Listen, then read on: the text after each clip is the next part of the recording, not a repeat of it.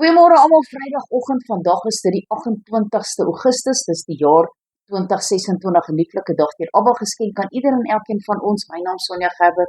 En vandag wil ek so 'n bietjie gesels oor die baie kansse wat ons het om tot bekering te kom, né? Baie kansse. Ons het mos net baie kansse. Nou daar's 'n verhaal van 'n seentjie wat langs sy oupa loop en hulle is daar by die rivier en hulle gaan nou net die dag saam geniet. En hy vra vir sy oupa: "Oupa, wanneer is dit die beste tyd om te bid?" En oupa sê: "Net so voor jy doodgaan." Hy sê: "Maar oupa, jy weet mos nou nie wanneer jy gaan doodgaan nie." Hy sê: "Presies, so jy moet elke dag bid. Want ons weet nie wanneer is ons kanse verby? Wanneer gaan dit verbeur word?"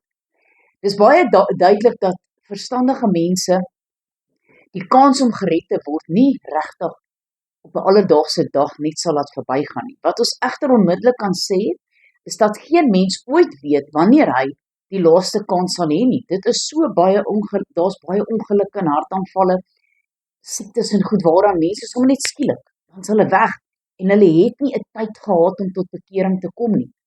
Dis opvallend dat mense in hulle tydelike nood baie verstandig optree. So veronderstel nou jy's baie siek. Jy gaan sien die dokter en nou gee hy vir jou medikasie en hy sê vir jou: "Drink dit eers oor 'n maand." Dan sê jy: "Nee, maar jene dokter, ek kan oor 'n maand dood wees." Dan sê hy: "Okay, drink dit oor 'n week." "Nee, maar oor 'n week kan ek dood wees." "Okay, drink dit dan eers môre." Sê: "Maar ek kan vandag doodgaan."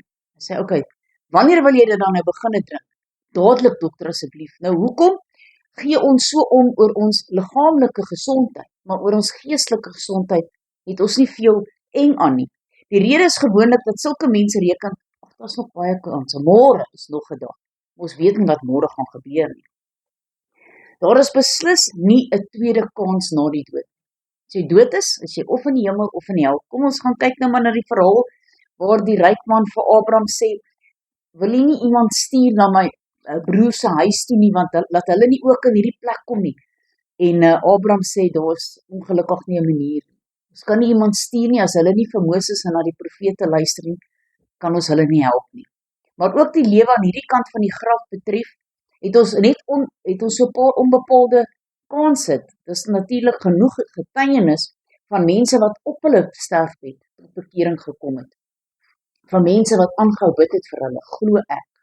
Want ek dink nie jy kan sommer net tot bekering kom as niemand vir jou ingetree het en niemand vir jou gebid het nie.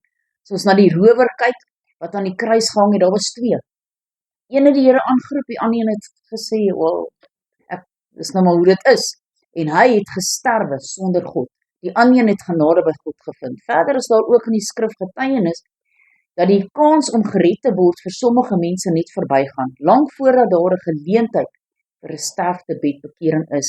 In Hosea 4:17 staan daar geskrywe: "Efraim is gekoppel aan sy afgode, laat hom staan. Vir hierdie mense het God selfs die streep getrek. Hulle genadetyd was reeds vir hulle verby." As ons aan al hierdie dinge dink, is dit duidelik dat elke verstandige mens die eerste en die beste kans sal benut om gered te kan word. In die skrif is daar ook genoegsame getuienis dat God mense red. Johannes 17:20, 1 Korintiërs 9:22 en Jakobus 5:20. Dat God dus op hierdie oomblik ook nou vir my kan gebruik om vir u hierdie kans te gee om gered te kan word. Mag ek daarom vir u vra: as u sou geweet het dat dit die laaste kans is, sou u dit gebruik het? Het u enige waarborg dat dit die laaste kans is of nie? Het u enige waarborg dat u môre nog sal lewe? As die antwoord nee is, waarom hink u nog op 2 weë en 2 gedagtes? Wie het u betower om die leuen van die vyand te glo?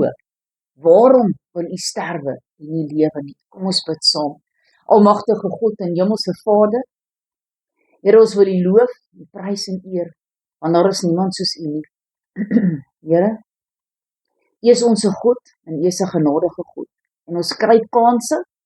Here, en vandag bid ek en ek vra dat as daar iemand is wat luister en hulle hinker nog op 2 weë, 2 gedagtes, Here, dat hulle tot bekering sal kom en u sal aanroep en sê: "Here, red my." Here, want ons weet nie of ons môre nog hier gaan wees nie. Vandag is dalk die laaste kans wat ons het.